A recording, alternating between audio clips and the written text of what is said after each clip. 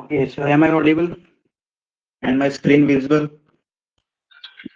Screen is low. Yeah, screen is visible and audible also. Okay, so we'll have a quick revision for the yesterday's class, then we'll begin for the next topic. Yesterday we saw braking action and different runway conditions, type of runway conditions, right? There were totally 6 different types of runway conditions, right? Dry runway, damp runway, wet runway, water patches, flooded runway, and they were total combinedly called as contaminated runway, the wet runway patches, and the flooded. Okay, It's a recording. when yeah, it is on recording on it. Okay. Okay. ठीक है yeah. So these were the different conditions. हमने क्या देखा था कि runway contaminated कब बोला जाएगा when it is more than 25%, right? More than 25% of the runway surface area is used and is covered by water or slush. The thickness of the water was 3 mm deep. ठीक है so इतना से ज्यादा है अगर जो snow है तो 20 mm of deep. ठीक है they were categorized as contaminated runway. और हमने क्या देखा था कि ये जो runway condition code RYCC, right? This was the runway condition code. So there were totally 7 runway condition codes 0, 1, 2, 3, 4, 5, 6. So each number depicts the condition of braking on the runway, particular runway. The 0 is the nil or poor, means no braking of the tires on the runway. As we move higher, so braking increases, right? 4, 5, 6 is the this 4, 5, and 6. These are the optimal braking range. Means in this range we will prefer safe landing, right? These are the safe landing reasons 4, 5, 6. Here the braking actions are like quite good enough for the any aircraft to land on particular uh, uh, runway. But if the condition falls below 4, 3, 2, 1, then it depends directly on the pilot. Either they want to land or not. In question point of view, we will not land. In question point of view, we will not land on any airport or any runway where the braking action is below 4. Okay, for safety reason. This for the yesterday's revision. So today yesterday we also saw the aerodrome reference point. Where is that? In this aerodrome reference point. Thing is not in this one. It was in other slide. So aerodrome reference point. What was it? Aerodrome reference point was nothing but a geographical location, a center from all the available runways, right? All the available runways. It is located near the geographic center of the runways. It serves as a critical reference point for navigation, right? Mapping and planning. These were the 3 functions which the like aerodrome reference point was having, right? Purpose of aerodrome reference point, we can say like that, right? ARP importance. So first one was the navigation,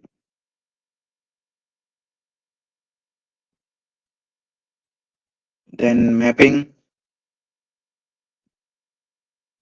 and third one was the planning. These were the 3 sole functions which this ARP was performing. And we also saw what was the symbol of particular ARP. So it can be like this, plus arrow sign pointing towards the north. Okay, or it can be a hoarding, right, on a metal plate. In this one, it can be written ARP and other details of latitude and longitude. Okay, on particular aerodrome. This was the overall. So today we are going to see is the next topic.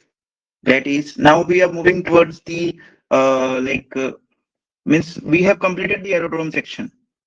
We have completed the overall aerodrome lightings, overall aerodrome markings, runway markings, taxiway markings, right?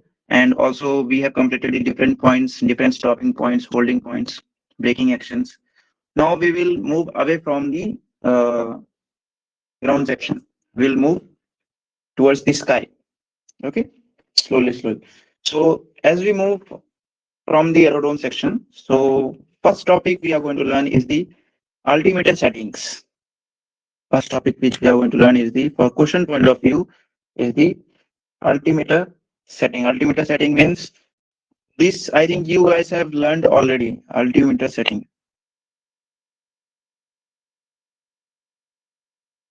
Altimeter setting, if I say altimeter setting, so these are the pressure settings. You can also say pressure settings on altimeter. Pressure setting. Pressure setting on the altimeter. Now, why it becomes important? Why it becomes important? Because if you're doing an aircraft, if you're flying an aircraft, so altimeter is the most important component for any of the aircraft. Why? Because it shows the altitude of any aircraft, right? This is the most critical. Like there are total basic 6 instruments. If you know, there are total basic 6 instruments which are most important for any flight. Can you remember the name of the basic 6 instruments, Salman?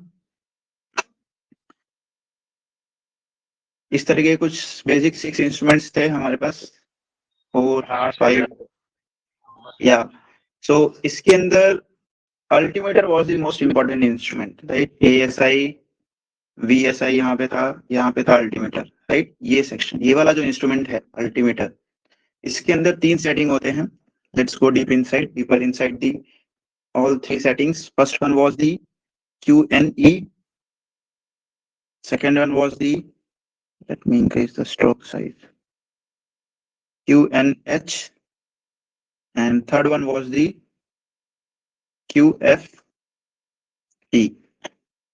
These are the 3 different altimeter settings which we have in our syllabus. Okay, these are also called as Q codes. Okay, Q means here Q, this stands for Q codes. They are the Q codes. Okay, so before going deep inside this QNE and QNH, let's understand what is transition altitude, transition level, and transition layer. Okay, before going deep, that this is a part of our syllabus. So let me draw an airspace. Generally, if I consider this as an airspace, this box as an airspace, so it looks like this. You can also draw this image. या फिर we can draw 3 lines, simple lines. Okay, 3 line है. ठीक है.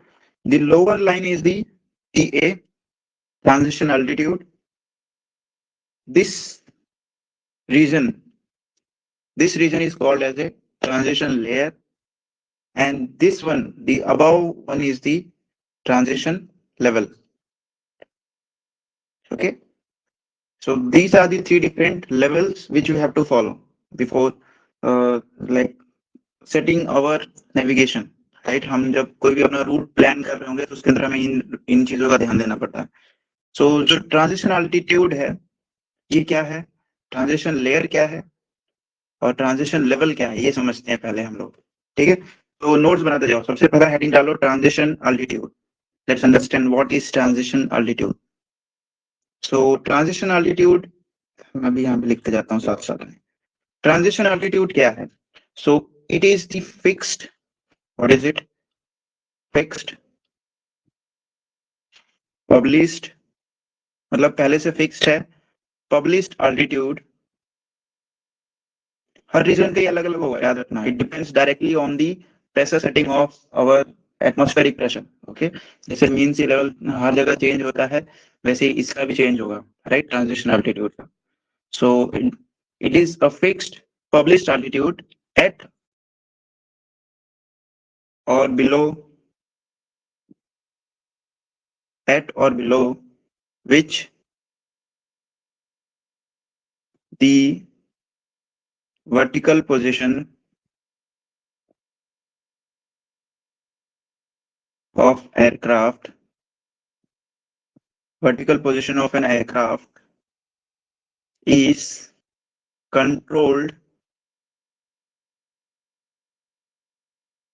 below which the vertical position of an aircraft is controlled by reference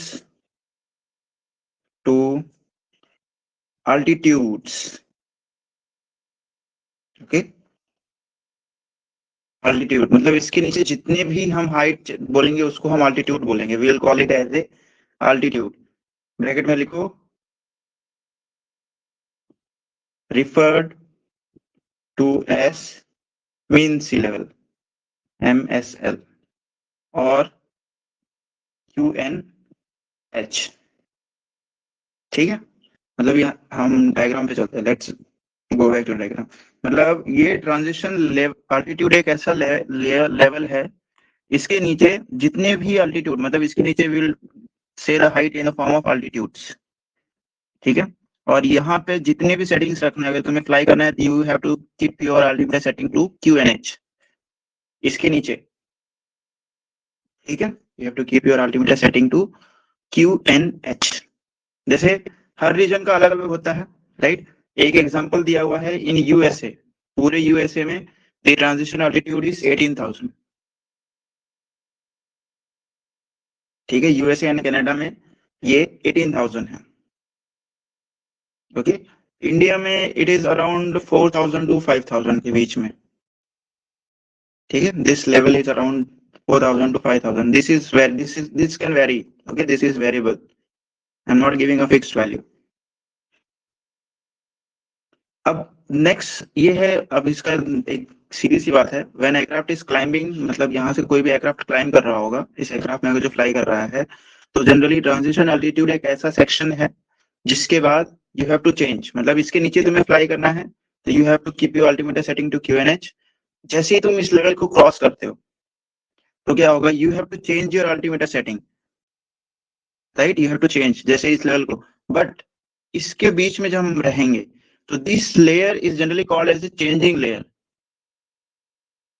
this layer is generally called as a changing layer phase. एक ऐसा phase है जहां पे हम generally हमारे अल्टीमीटर की सेटिंग को चेंज कर रहे होंगे। ठीक है, तो let's write down about the transition layer. Transition layer, next layer is the transition layer. So transition layer, इसके बारे में लिखो, transition layer it is the airspace, it is the airspace between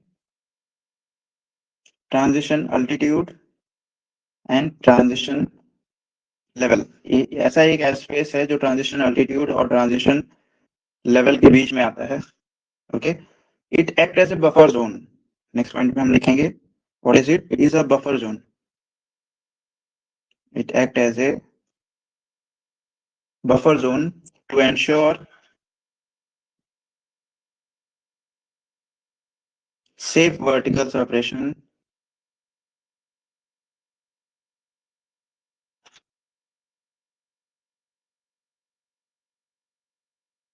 between aircrafts, separation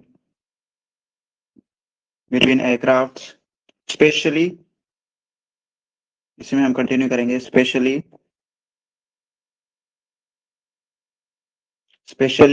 since two different altimeter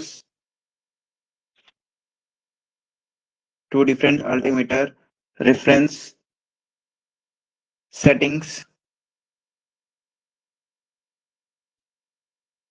are used at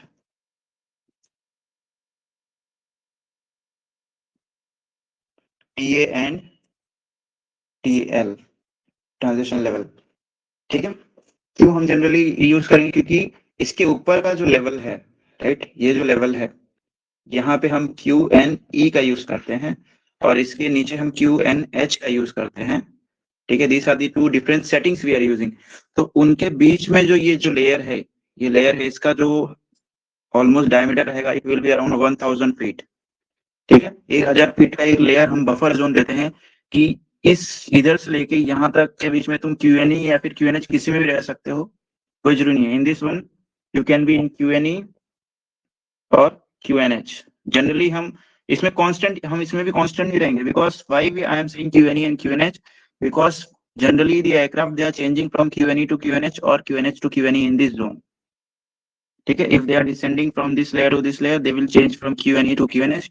If you are climbing from TA to TL level, so you are changing from QNH to QNE, right? This is generally a transition level. Okay, so this is generally called as a buffer zone. So in this zone, there is a possibility that both aircraft or all the aircraft are having both the QNE or QNH, depends on either you're climbing or descending. It is also called as a switching phase, switching zone. Okay, in this level, cruising is not permitted. Okay, means you cannot constantly fly. This is a changing level. You cannot fly in this layer. Cruising is not possible. लिख लो, point लिख लो. Cruising is not permitted. If you want to fly straight and level flight, you have to either fly above this level or below this level. Means in TA or transition level. You cannot fly in transition layer. Okay. So लिख लिया. ये generally buffer zone कितना है? This is of 1000 feet. यहाँ पे एक और point लिख लो, 1000 फीट का होता है. दिस लेयर का जो डायमीटर है that is 1000 feet about TA. TA के अबाव मतलब जहां टीए जहां पे भी है. For example if TA is if TA height is 4000 feet for example, so जो हमारा नेक्स्ट होगा इसमें से हम 1000 ऐड करके 5000 will be our transition level. ठीक है, जो 1000 का यहाँ पे जो गैप है that is the gap of transition layer. ठीक है, नेक्स्ट पॉइंट हम लिखेंगे is the third point of transition level, E level, transition level. So what is this? Transition level is the lowest, ये से क्वेश्चन याद रखना, the lowest flight level. Transition level is nothing but a lowest flight level, ऐसा बोल सकते हो. मतलब सबसे निचला फ्लाइट लेवल कोई हो सकता है इसके ऊपर, क्योंकि generally we will take the altitudes heights in form of flight level. जैसे यहाँ पे हमने क्या देखा था कि हम जो हाइट लेंगे इन फॉर्म ऑफ altitudes लेंगे, 4000 फीट, 5000 फीट, इस तरीके से. बट इसके ऊपर हम हमारे altitudes को फ्लाइट लेवल के फॉर्म में डिनोट करेंगे. ठीक है, we will call our altitudes in a form of flight level. ठीक है, इसके ऊपर. And what is flight level? Flight level is nothing but, for example, if you are on 10,000 feet, so 10,000 feet को हम किस तरीके से बोलेंगे? Flight level 100. We'll call it as flight level 100 into 100. ठीक है, अगर जैसे ये 120 पे जा रहे हो तो this will become flight level 120. ठीक है, हम पीछे के जो 2 जीरो है मल्टीपल ऑफ 100 है उसको हटा देते हैं. ठीक है, to call any flight level. For example let's take another example, flight level 320. So ये कितना हाइट है एक्चुअल में? This is 32,000 feet.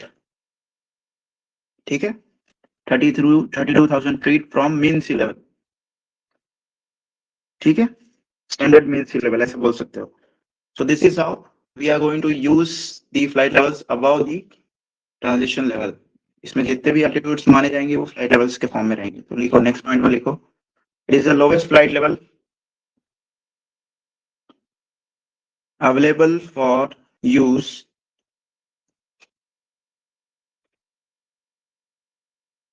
for use above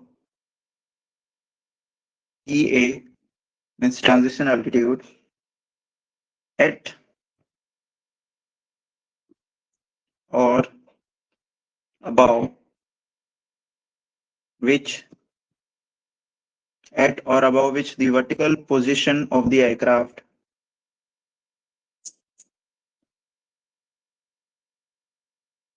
vertical position of the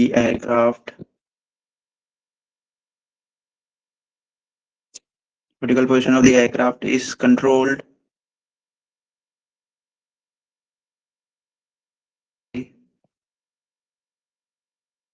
reference to flight levels.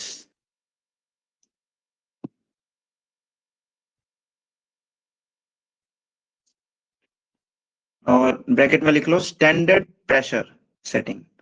Standard pressure setting.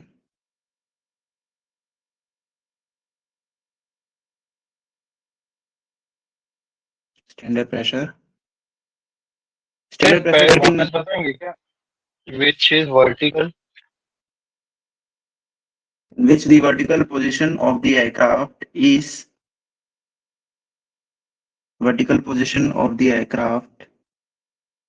is controlled by reference to flight level. मतलब इस reason में हम हमारी जितने भी वर्टिकल पोजीशन है उसको हम फ्लाइट लेवल के फॉर्म में लेंगे, और flight level standard pressure settings लिया जाता है, स्टैंडर्ड, राइट, या फिर 29 mm ऑफ Hg, ये जो हमारी स्टैंडर्ड सी लेवल प्रेशर होते हैं, राइट, उस पे हम लेंगे। This we are not counting this as a mean sea level pressure. Mean sea level pressure हमेशा वेरी करता है, तो इसीलिए हम स्टैंडर्ड सी लेवल प्रेशर से लेंगे। अब ये क्यों जरूरी है? इसलिए जरूरी है because let's go back to the figure. अब इसमें फॉर एग्जांपल अगर कोई एयरक्राफ्ट इस रीजन में फ्लाई कर रहा है, let's change the colour of the pen. So कोई एयरक्राफ्ट इस रीजन में है और कोई एयरक्राफ्ट इस रीजन में है। सो दो एयरक्राफ्ट इस रीजन में है, so they are definitely going to show the same altitude, और इस रीजन में कोई एयरक्राफ्ट है तो they are going to show the same altitude। अगर इस रीजन में कोई QNH लेके उड़ रहा है और QNE लेके कोई उड़ रहा है, तो these two altimeters are going to show different altitudes। क्यों? Because they both are having a different pressure setting। ठीक है, that's why it is mandatory to fly in QFE above this layer and mandatory to fly in QNH below this layer। ठीक है, चलो आ जाओ next की तरफ बढ़ते हैं। Will move towards the next point. यहाँ पे कोई डाउट है तो पूछ लो, क्योंकि this is the most important topic. हाँ सर, पूछो। तो ये QFE कहाँ आएगा सर? किसके बीच में आएगा? मैं वही बताने जा रहा हूँ। Okay, I am going to tell you that thing only. Q देखो, तीन है, QNH, QNE और QFE। ठीक है, these are the three different pressure settings. अब इसको थोड़ा सा ध्यान से समझना, क्योंकि इसमें DGCA क्वेश्चन बहुत पूछता है और बार बार पूछता है। तो अब QNH जो है, this is taken from mean sea level pressure and this is taken from the standard sea level pressure. ठीक है, स्टैंडर्ड प्रेशर। और ये जो है QFE जो है, ये एयरफील्ड प्रेशर बताता है।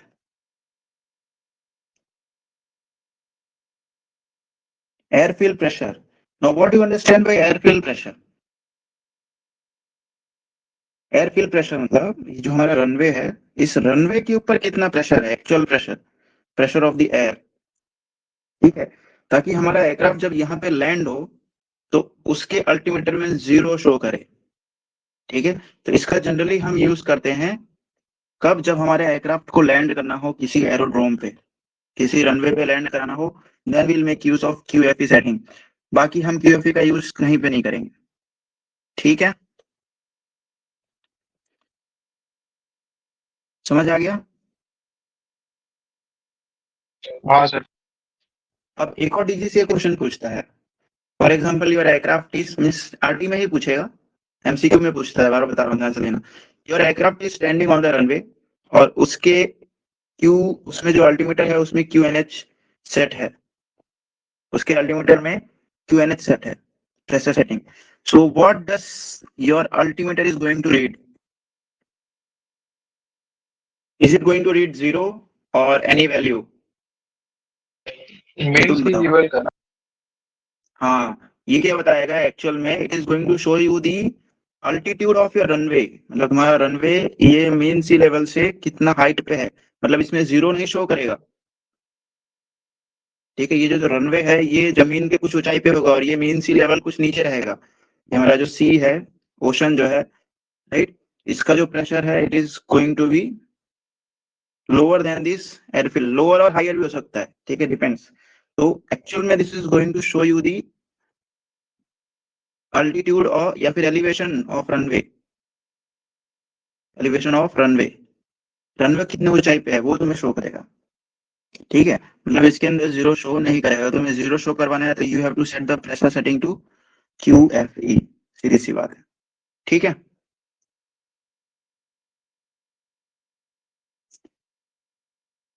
This was the overall topic. अब हम लोग नए टॉपिक की तरफ बढ़ रहे हैं। Now we are moving towards, means मैंने बता दिया हम एयर स्पेस की तरफ हैं हम लोग, राइट। अब एयर स्पेस में सबसे इंपॉर्टेंट रूल हम लोग जो स्टडी करने जा रहे हैं, most important rule is the semi circular rule. सबसे पहला रूल पूरे RTR का, जिसे बोलते हैं semi circular rule. This is the most important rule. ये वेरी वेरी इंपॉर्टेंट है। ठीक है, कोई भी रूट प्लानिंग के लिए जनरली इस रूल का फॉलो करना बहुत जरूरी है। ठीक है, अब सेमी सर्कुलर रूल है क्या, let's understand. Semi circular rule पहले होता क्या। तो हम क्या करेंगे, we will divide the all the directions in two parts. हम दो पार्ट में इसको डिवाइड कर देंगे। ठीक है, एक को बोलेंगे ईस्टर्ली और दूसरे को बोलेंगे, फॉर एग्जांपल ये जो है दिस इज 0 0 और ये हमारा 180 डिग्री हो गया। ठीक है, सो यहां से लेके यहां तक का जो पार्ट है इसको हम क्या बोलेंगे, ईस्ट। और यहां से यहां जो पार्ट है इसको बोलेंगे वेस्ट। ठीक है, so all easterly and westerly, मतलब ऑल दी अल्टीट्यूड्स, मतलब कोई भी एयरक्राफ्ट अगर जो ईस्ट डायरेक्शन में फ्लाई कर रहा है फ्रॉम मैग्नेटिक हेडिंग, याद रखना फ्रॉम, ये कहां से रेफरेंस लिया जाता है, तो from magnetic heading, magnetic heading of globe. ठीक है, तो उसके रेफरेंस में अगर जो कोई भी एयरक्राफ्ट अगर इस डायरेक्शन में फ्लाई कर रहा है ईस्ट में, it is going towards the east और either it is going towards the west. तो एक सीधा सा रूल है। ठीक है, एक सीधा सा रूल है कि सारे एयरक्राफ्ट जो भी इस डायरेक्शन में फ्लाई कर रहे हैं वो ऑड लेवल पे फ्लाई करेंगे। ठीक है, इस पे फ्लाई करेंगे ऑड लेवल पे। और जितने भी वेस्ट में फ्लाई कर रहे हैं वो कौन सा लेवल यूज करेंगे, तो इवन लेवल यूज करेंगे। अब इससे क्या होगा कि कोई भी एयरक्राफ्ट आपस में क्लैश नहीं करेंगे, मतलब बाय डिफॉल्ट सेपरेशन बन गया। फॉर एग्जांपल एक एयरक्राफ्ट इस डायरेक्शन में जा रहा है तो ऑड लेवल मतलब क्या हो गया, 110। ये वन ऑड लेवल हो गया, फ्लाइट लेवल 110। और ये इस डायरेक्शन में जा रहा है तो ये ऑटोमेटिकली 100 पे जाएगा। इसको नेक्स्ट पे जाना है तो किस पे जाएगा, ऊपर नीचे जाना है तो किस पे जाएगा, 98 पे जाएगा या फिर 96 पे जाएगा। ऊपर जाना है तो किस पे जाएगा, 120 पे जाएगा सीधा। ठीक है, मतलब ये 110 है, इसके बीच में कहीं नहीं आ रहा है। ठीक है, that means both aircraft they are automatically separated by 1000 feet, तो उनमें क्लैश होने का चांसेस टोटली जीरो हो गया। कौन से, opposite flights when they are flying up on in opposite direction. ठीक है, तो अब लिख लो, right down the point for semi circular rule, right down the point for semi circular rule. Semi circular rule is also known as, मैं इधर ही लिखता हूं मैं भी, semi circular rule is also known as hemispheric rule, hemispheric rule। ठीक है, it is also known as hemispheric रूप में लिखता हूँ अच्छे से, HEMISPHERE, hemisphere, HEMISPHERE, hemisphere, right. RE की जगह हम क्या लगा देंगे, IC, RIC, हेमिस्फेरिक रूल। ठीक है, ज्यादातर सेमी सर्कुलर रूल ही बोलते हैं but it is also known as hemispheric rule. ये क्वेश्चन पॉइंट ऑफ व्यू से इंपॉर्टेंट है। ठीक है, बट जनरली अगर जो हम यूज करेंगे तो we'll generally say semi circular rule. ठीक है, मतलब सर्कुलर का आधा भाग। So is also known as semi circular rule. Next point में लिखेंगे, it is an aviation regulation,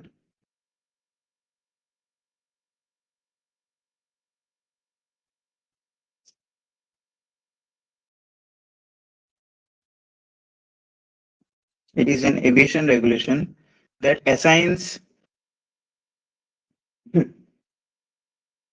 that assigns is an aviation regulation that assigns specific cruising altitudes, specific cruising altitudes or flight levels to aircraft based on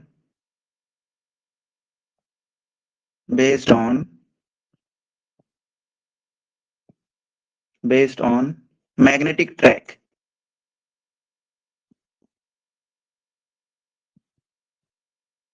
यहाँ पे एक question है, देखना, we are not taking, there are two types of heading, एक magnetic heading होता है और एक ट्रू हेडिंग होता है, ट्रू बियरिंग बोलते हैं जिसे, राइट? तो दोनों में डिफरेंट है, हम मैग्नेटिक हेडिंग ले रहे हैं, we are not taking true heading, ठीक है? ट्रू नॉर्थ और मैग्नेटिक नॉर्थ होता है, दोनों दो टाइप के नॉर्थ होते हैं, तो we are generally considering the magnetic track. यहाँ पे ब्रैकेट में लिखेंगे direction of flight.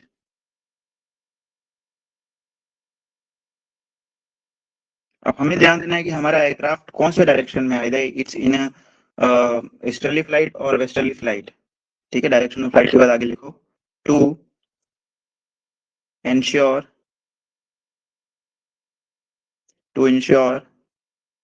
safe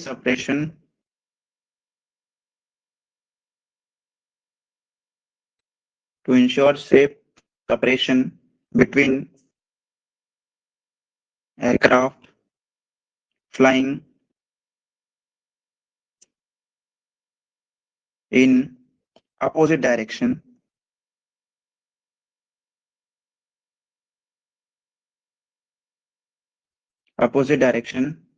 and prevent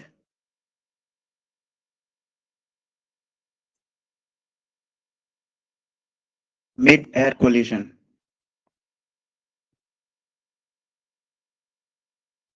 ठीक है? वो सारे एयरक्राफ्ट जो अपोजिट डायरेक्शन में फ्लाई कर रहे हैं, उनके बीच में मिड एयर कोलिजन को प्रिवेंट करने के लिए जनरली हम सेमी सर्कुलर रूल का यूज करते हैं, ठीक है? सीधी सी बात है। अभी बाय डिफॉल्ट, मतलब ये प्री पब्लिश्ड रूल है कि आप अगर जो ईस्टर्ली फ्लाइट कर रहे हो, you are flying in east direction, right? ये 0 डिग्री से लेके 180 डिग्री के बीच में तुम्हारा मैग्नेटिक हेडिंग है, ठीक है? तो तुम ऑटोमेटिकली ऑड पे चले जाओगे, you will fly on the odd levels, और जैसे ही 180 से लेके 360 के बीच में तुम्हारा फ्लाइट लेवल है, ठीक है? सो हम क्या करेंगे, नहीं, direction means we are heading direction, ठीक है? तो automatically we will fly on the even flight level, ठीक है? Odd flight level and even flight level. अब let's write down few examples, इसी में हम फ्यू एग्जांपल्स लिखेंगे कौन से हमारे ऑड लेवल्स हैं, ठीक है? तो इसी में एग्जांपल लिख लेते हैं, जैसे ऑड लेवल है 10, 30, 50, 50 के बाद आएगा 70, 70 के बाद आएगा 90, 110, 130, 150, 170, 190, 210, 230, 250, 270, 290 एंड सो ऑन, ठीक है? तो ये सारे ऑड लेवल्स हो गए। इधर हम एग्जांपल्स लिखेंगे इवन लेवल्स के, तो 10 के बाद जो यहाँ पे जो बीच के नंबर्स हैं 20, 40, 60, 80, 100, 120, 140, 160, 180, 200, 220, 240, 260, 280, 300, 320, right? These are the examples of few even levels, ठीक है? ये जनरली हम फॉलो करेंगे इन वेस्टर्ली फ्लाइट्स।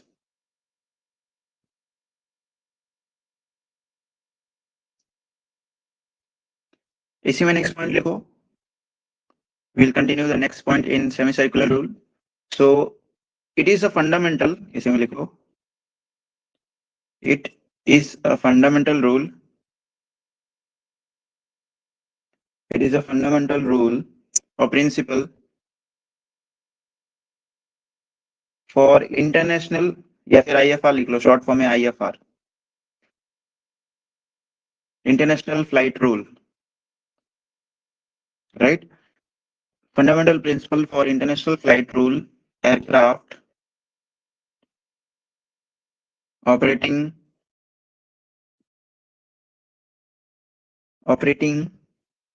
in, अब ये वर्ड है बहुत इंपॉर्टेंट है, क्रूज। ये लेवल किसके लिए एप्लीकेबल है? तो ऑल क्रूजिंग एयरक्राफ्ट ओनली। जो क्लाइंबिंग फेस में है, डिसेंडिंग फेस में, उनके लिए ये चीजें एप्लीकेबल नहीं है। क्लाइंबिंग वाले किसी भी लेवल पे हो सकते हैं, but if you are on a straight and level flight तब तुम्हें ये लेवल मेंटेन करना है, ठीक है? If you are in a transit तो तुम्हें ये चीजें फेस नहीं करना है, क्रूजिंग फेस, ठीक है? प्राइमरीली अबाउ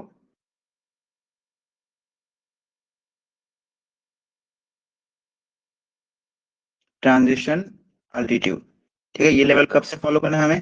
ट्रांजिशन अल्टीट्यूड के ऊपर। और it ensures 1000 feet suppression. It ensures 1000 feet suppression.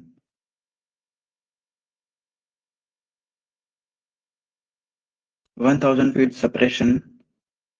Vertical suppression, इसको वर्टिकल कर लो। 1000 feet vertical separation between aircraft flying in opposite direction, ठीक है? एक चाहिए तो टेबल भी बना लो इस तरीके का, फॉर विजुअल रेफरेंस के लिए हम टेबल बना लेते हैं। Let's make a table. इसमें लिखेंगे डायरेक्शन, दूसरे में लिखेंगे मैग्नेटिक ट्रैक, TREC के ट्रैक, और इसमें रिक्वायर्ड फ्लाइट लेवल और अल्टीट्यूड, और यहाँ पे हम नेक्स्ट में लिखेंगे सपरेशन प्रोवाइडेड, ठीक है? इस तरीके का एक टेबल बनाएंगे। और सबसे पहले डायरेक्शन में हम लिखेंगे east bound, all east bound flights magnetic track from 0 to 179, ठीक है? Odd levels, ODD flight level और अल्टीट्यूड, ठीक है? सपरेशन रहेगा 1000 फीट का। फिर ऑल वेस्ट बाउंड में हम लिखेंगे BOUND है, ठीक है? ये waste bound flights from 180 to 359, याद रखना 359, इसमें इवन लेवल्स आएंगे, even flight levels,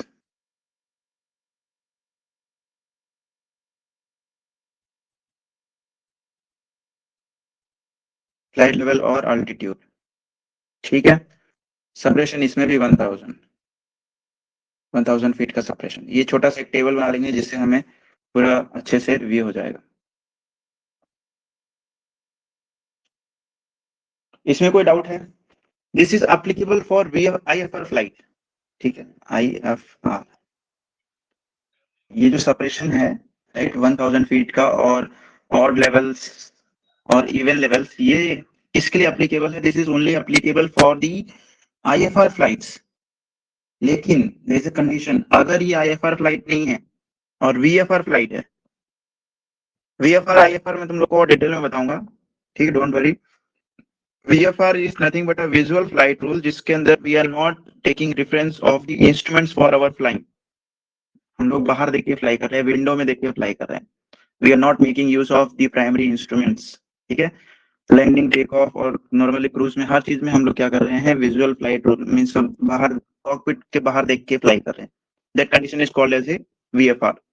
so in this condition same ही रहेगा, लेकिन लेकिन लेकिन इसी में हम लोग एक और टेबल को एक्सटेंड करते हैं, विल एक्सटेंड दिस टेबल, ठीक है?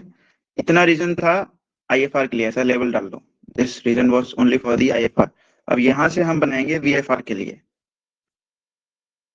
तो VFR में जो रहेगा, सबसे पहला लिखो ईस्ट बाउंड के लिए सेम ही सब कुछ रहेगा, राइट। इसमें ईस्ट बाउंड के लिए हम लिखेंगे for east bound magnetic heading वही है 0 से लेके 179, लेकिन यहां पे क्या है, ऑड ये लिखना है, ये मोस्ट इंपॉर्टेंट है, लेवल ऑड 1000 प्लस 500 फीट। ठीक है, मतलब अगर हम IFR में 1000 फीट पे उड़ रहे थे तो उसमें 500 और ऐड कर देंगे VFR में फ्लाई करने के लिए। ठीक है, तो हम लोग 1500 पे उड़ेंगे, ना कि हम इस कांस्टेंट लेवल वाले फ्लाइट्स पे फ्लाई करेंगे। समझ गए? For example let's take one example, इसी के लिए मैं एक एग्जाम्पल बता देता हूँ। This is the two level, this is 10,000, this is 9,000 for example. ठीक है, और कोई एयरक्राफ्ट अगर जो VFR फ्लाई कर रहा है तो वो 9,000 या फिर 10,000 पे नहीं उड़ेगा, कभी नहीं उड़ेगा, वो इनके बीच वाले लेवल पे उड़ेगा। ठीक है, इनके बीच वाले लेवल पे। तो इससे एक चीज और मेंटेन हो जाता है कि IFR और VFR के बीच में 500 फीट का सेपरेशन ऑटोमेटिकली बाय डिफॉल्ट हमें मिल जाता है। ठीक है, by default we are getting 500 feet of separation between the two aircraft, IFR और VFR के बीच में। ठीक है, इनके बीच में हमें 500 फीट का सेपरेशन ऑटोमेटिकली मिल जा रहा है, क्योंकि ये लोग हमेशा, मतलब अगर जो इसके ऊपर VFR को फ्लाई करना है, ये 11,000 है, तो वो 10,500 फीट पे उड़ेगा। ठीक है, ये VFR फ्लाइट, और IFR इसके ऊपर जाएंगे। ठीक है, तो इससे we are getting a by default 500 feet of separation between the IFR and VFR and 1,000 feet of separation directly between the IFR flights और VFR flights। मतलब दो VFR के बीच में भी 1,000 फीट का सेपरेशन हो गया, ध्यान से देखना, इसके बीच में भी 1,000 फीट का सेपरेशन है, और दो IFR फ्लाइट्स के बीच में भी 1,000 फीट का सेपरेशन है, और दो IFR और VFR के बीच में 500 फीट का सेपरेशन है। ठीक है, तो ये इस तरीके का रूल बनाया गया ताकि बाय डिफॉल्ट हमें सेपरेशन अपने आप ही मिलता रहे, हमें ATC को इसमें डायरेक्टली इन्वॉल्व ना करना पड़े हर बार। तो वेस्ट बाउंड में सेम प्रिंसिपल हो जाएगा, 180 से 359, और यहाँ पे भी इवन 1000 लेकिन सर इसमें प्लस, सेपरेशन प्रोवाइडेड क्या आएगा? क्या कह रहे हो, फिर से बोलो। इसमें सेपरेशन सेपरेशन प्रोवाइडेड क्या आएगा? 1000। ओके। ठीक है, ये चार्ट बना लेना अच्छे से, यहाँ पे ये बहुत जरूरी है, ये जो मैंने बनाया है। IFR टू VFR हमें चाहिए 500 फीट का सेपरेशन, बाय डिफॉल्ट मिल रहा है, बाय डिफॉल्ट ATC इतना अलाउ नहीं करेगा, लेकिन बाय डिफॉल्ट हमें इतना मिल रहा है। ठीक है, और IFR टू IFR और VFR टू VFR हमें 1,000 फीट का सेपरेशन बाय डिफॉल्ट मिल रहा है। If you are following this rule, इस रूल से चल रहे हो तो कोलिजन के चांसेस बहुत कम हो जा रहे हैं। इसमें कंडीशन एक रहेगा कि अल्टीमीटर तुम्हारा बहुत रिलायबल रहना चाहिए, उसमें जरा सी भी एरर पॉसिबल नहीं होना चाहिए। मतलब पता चला कि 500 फीट का तुम्हारे अल्टीमीटर में ही एरर है तो गए, तब तो तुम्हारा क्रैश होना निश्चिंत है। तो हमें altimeter should be very much reliable. ठीक है, इस कंडीशन में।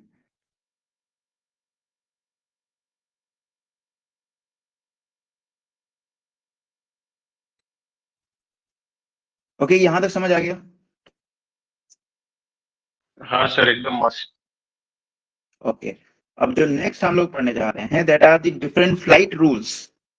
ठीक है, जो अभी मैंने बताया तुम्हें IFR और VFR, राइट, उसके बारे में हम लोग थोड़ा सा डिटेल में स्टडी करेंगे। अब सब लिंक ही है एक दूसरे से, राइट। तो अभी तक मैंने जो तुम्हें खाली इसका नाम ले लिया था, अब उसके बारे में हम डिटेल में देखेंगे कि what is it and what are the conditions under which कोई भी एयरक्राफ्ट को हम बोलेंगे कि वो IFR में है और VFR में है। तो there are generally 4 different conditions. ठीक है, 4 फ्लाइट रूल्स हैं। There are 4 different types of conditions, right. पहले दो तो नॉर्मल IFR और VFR हो गए। ठीक है, IFR और VFR, और थर्ड और फोर्थ जो है, इसमें आधा फ्लाइट जो होगा वो IFR का होगा और आधा फ्लाइट VFR का होगा, और इसमें पहला फ्लाइट जो है वो VFR का होगा, और फिर दूसरा फ्लाइट जो होगा वो IFR का होगा। ठीक है, ये 4 टाइप्स के फ्लाइट रूल्स हैं। This is totally IFR, this is completely VFR, and this is combined. These two rules are generally called as a combined rule. ठीक है, these two rules are generally combined, called as a combined rule. So इसको हम generally बोलेंगे Y से denote करते हैं, हम इसको जनरली Y से डिनोट करते हैं। ठीक है, फ्लाइट रूल Y। ठीक है, और इसको हम जनरली बोलते हैं Z,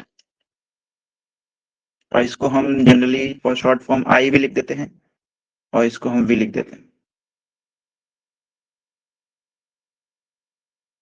ठीक है, सो इस रूल को हम क्या बोलेंगे, फ्लाइट रूल यंकी Y, और इस Julu Z।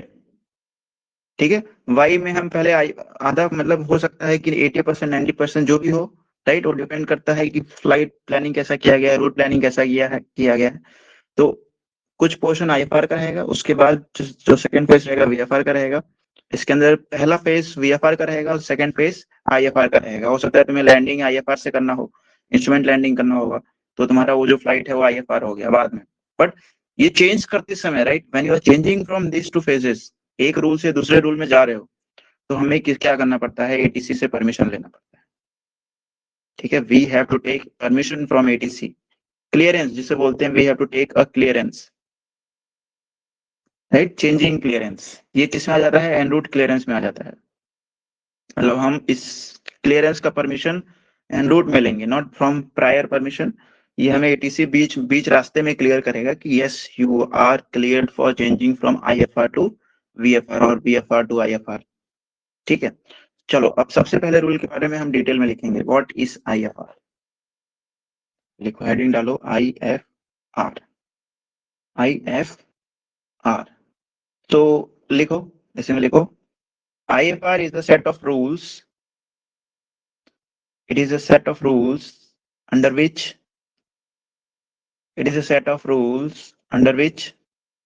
a pilot operates an aircraft. A set of rules under which a pilot operates an aircraft primarily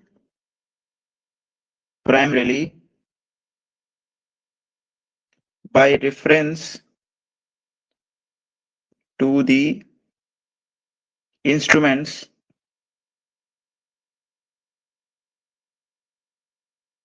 in the cockpit.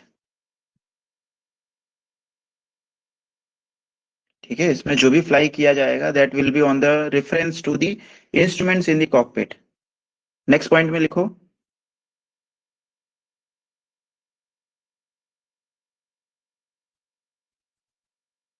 Next point में लिखो, pilot relies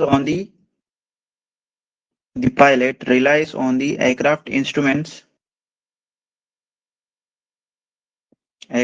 instruments and radio navigation aids for all phases of flight. याद रखना, all phases of flight.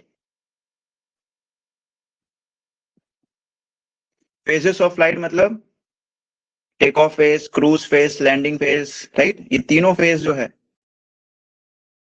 तीनों phases में हम क्या करेंगे, radio और इंस्ट्रूमेंट्स का यूज करेंगे। कहीं पे भी हम विजुअली फ्लाई नहीं करेंगे, टोटली हम इंस्ट्रूमेंट्स पे ही डिपेंडेंट रहेंगे इन दिस कंडीशन। उसी में एक और पॉइंट लिखो, it is designed for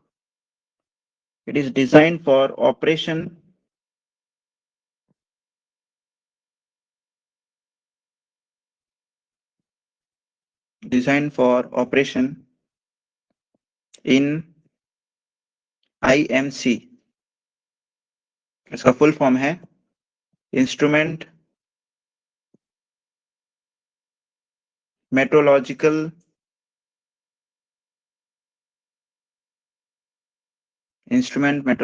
condition.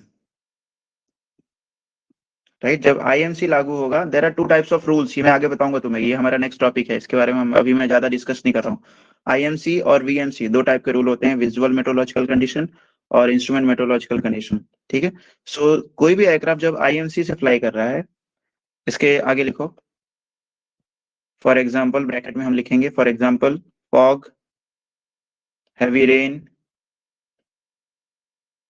rain और clouds, राइट। अगर इन सब के बीच में फ्लाई कर रहा है, रेन में, फॉग में, क्लाउड्स में, then this condition is called as a IMC, ठीक है। आगे लिखो इसी में, IMC where visual reference are lost, visual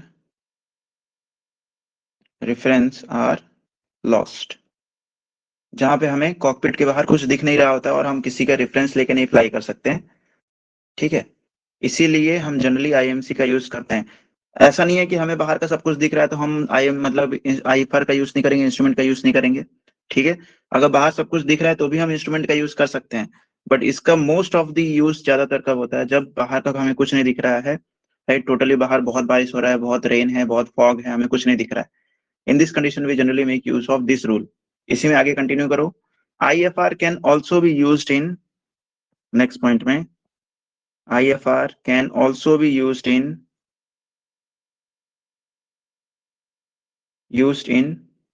VMC, right. ये जो मैं बता रहा था अभी point, VMC for efficiency, right. हम इफिशियंसी के लिए VMC में भी यूज करेंगे, VMC एंड स्ट्रक्चर, ठीक है। इस कंडीशन में भी हम यूज करेंगे। इसी में नेक्स्ट पॉइंट लिखो,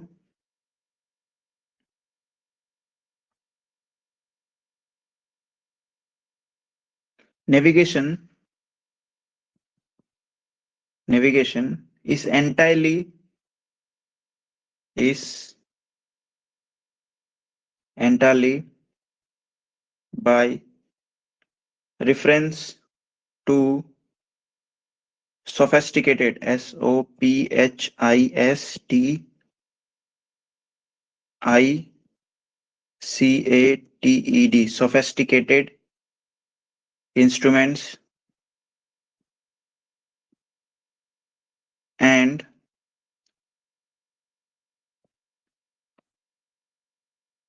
electronic navigation systems, for example GPS, right. इसके अंदर GPS का भी यूज होता है, GPS और एक आ जाएगा और भी सारे सिस्टम्स जो हमारे पास, GPS, VOR, ILS, ठीक है, and pre planned routes. Electronic navigation systems का यूज करेंगे इसके अंदर, ठीक है। Let's write down about the efficiency. So efficiency is very high, ठीक है। अगर जो हम इफिशियंसी की बात करें, इज वेरी हाई, या फिर सिर्फ हाई लिख सकते हो, ठीक है। इफिशियंसी इसके अंदर बहुत हाई है, ठीक है। लिखो इसी में आगे, allow us, it allow us flight through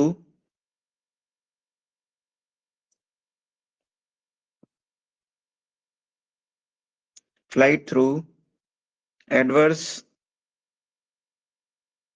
weather and controlled airspace,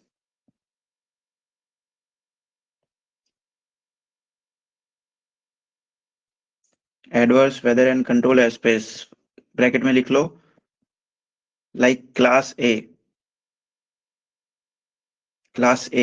bracket close, class A that is restricted to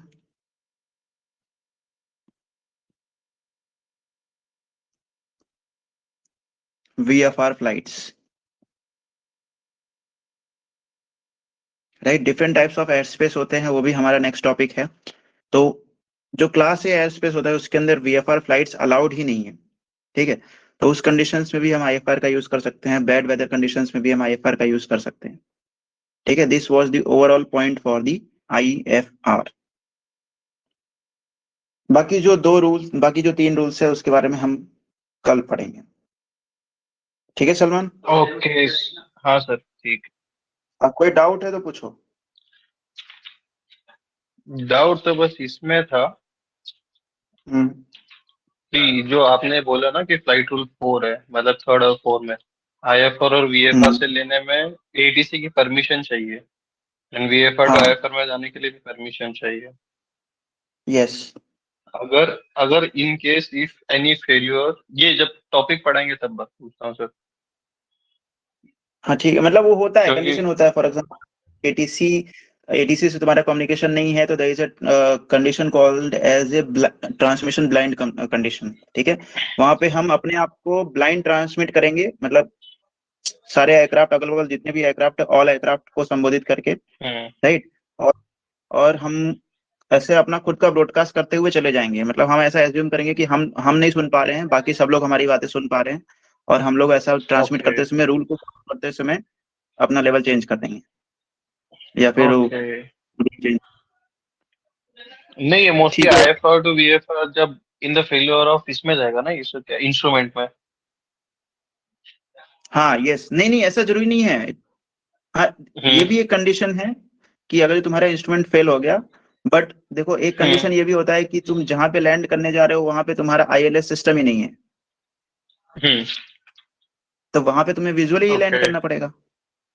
तो हाँ सर। ATC पहले ही बता देता है कि yes, in this condition you have to change from IFR to VFR, और इसके लिए क्लियरेंस लेना ही पड़ेगा, क्योंकि पहले तुम IFR में फ्लाई कर रहे थे, अब तुम बस तुम्हें देखो हम्म। क्लियरेंस में खाली ATC को बता देना है कि मैं चेंज कर रहा हूँ, ऐसा बस, और वो बोलेगा अप्रूव्ड, ओके, अफर्म। ठीक है, ओके चलो, ओके, सर, गुड नाइट। एक मेरे को एक डाउट था। जो आप ट्रांजिशन लेवल बता रहे थे ना, एरोड्रोम रेफरेंस पॉइंट के अंदर ट्रांजिशन, जो अपना TA TL T लेवल था, ट्रांजिशन लेवल, एल्टीट्यूड वगैरह जो भी आ, आ, आपने इसमें लिखवाया था ट्रांजिशन लेवल का, it is lowest flight level above the TA। हाँ, इसका मतलब क्या है कि ये जैसे अपना ट्रांजिशन लेवल खत्म होगा, जो फर्स्ट लेवल आएगा वो वाला ट्रांजिशन लेवल है। मतलब उसके ऊपर हम हमारे अल्टीट्यूड को फ्लाइट लेवल के फॉर्म में बोलेंगे, मतलब ऐसा नहीं है कि हाइट नहीं है उधर पे, बट उसके ऊपर हम हमारे हम्म। हाइट जो है उसको फ्लाइट लेवल बोलेंगे, फ्लाइट लेवल 100, और उसके नीचे हम सारे लेवल्स को ओके 10,000, 8,000, 9,000 ऐसे बोलेंगे। ओके इसीलिए we are calling it as a first flight level और लोवेस्ट फ्लाइट लेवल। ठीक है, ओके सर। ओके, ठीक। चलो, गुड नाइट। Good night.